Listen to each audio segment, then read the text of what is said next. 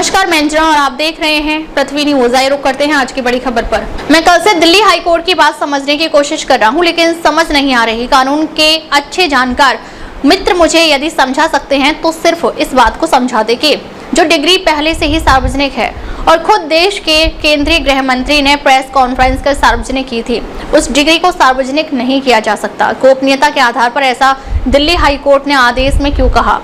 यदि पीएम मोदी की डिग्री इतनी ही कॉन्फिडेंशियल थी तो फिर देश के केंद्रीय गृह मंत्री अमित शाह ने उसको सार्वजनिक क्यों किया? उपरोक्त सवाल का जवाब यदि कोई दे सकता है तो उसका स्वागत है। दूसरी बात, कुछ लोग कह रहे हैं कि विपक्ष पीएम की डिग्री को लेकर इतना आतुर क्यों है, क्यों पीछे पड़ा हुआ है उनकी डिग्री को लेकर। क्या ही फर्क पड़ता हो, डिग्री असली है नकली है, इससे ये फालतू की बात विषय है। तो उन लोगों से मैं कहना चाहता हूं कि बहुत फर्क पड़ता है असली नकली होने का, क्योंकि जब कोई व्यक्ति चुनाव लड़ता है और हलफनामे के साथ यदि फॉर्जरी, गलत प्रमाण पत्र, नकली दस्तावेज लगाता है, क्या आप सच्ची पत्रकारिता का हिस्सा बनना चाहते हैं? क्या आप अपने क्षेत्र की आवाज को लोगों तक पहुंचाना चाहते हैं? तो जुड़िए पृथ्वी न्यूज से, जहां आपको मिलेंगे ID card, mic ID, car और बाइक के स्टिकर्स और साथ मिलेगा प्रशासनिक सहयोग। उम्र सीमा 25 से 40 वर्ष और न्यूनतम योग्यता इंटरमीडिएट जरूरी है। सिर्फ 1500 रुपए की मेंबरशिप फीस में जुड़े हमारे साथ और बने जमीनी पत्रकारिता की आवाज। अभी संपर्क करें 7033179142। पृथ्वी न्यूज, सच की ताकत जनता के साथ।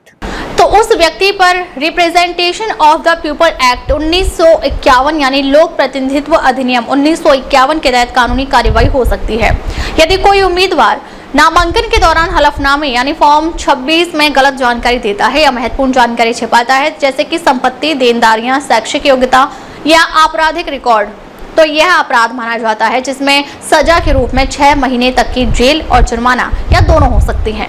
भारतीय दंड संहिता यानी आईपीसी की जगह भारतीय न्याय संहिता यानी बीएनएस की धाराएं। आईपीसी धारा 465 यानी जालसाजी, अब बीएनएस धारा 336 यानी फर्जी दस्तावेज बनाने पर 3 साल तक की जेल, जुर्माना या दोनों। आईपीसी की धारा 471 यानी फर्जी दस्तावेज को असली के रूप में उपयोग। अब बीएनएस धारा 336 यानी उपखंड के आधार पर फर्जी दस्तावेज को असली के रूप में उपयोग करने पर 3 से 7 साल तक की जेल यानी जालसाजी की गंभीरता के आधार पर और जुर्माना। बीएनएस धारा 229 यानी झूठा शपथ पत्र, झूठा हलफनामा देने पर 7 साल तक की जेल और जुर्माना। यह पहले आईपीसी में अलग से निर्दिष्ट नहीं था, लेकिन बीएनएस में स्पष्ट रूप से शामिल है। Representation of the people act 1951 यानी लोक प्रतिनिधित्व अधिनियम 1951 के तहत यदि गलत दस्तावेज या हलफनामे का मामला साबित होता है तो उच्च न्यायालय में चुनाव याचिका दायर कर निर्वाचित उम्मीदवार की सदस्यता भी रद्द की जा सकती है। उदाहरण 2017 में तमिलनाडु के भद्राचलम निर्वाचन क्षेत्र से विधायक आलगापुरम आर स्वामीनाथन की सदस्यता 2017 में मद्रास उच्च न्यायालय ने रद्द कर दी थी।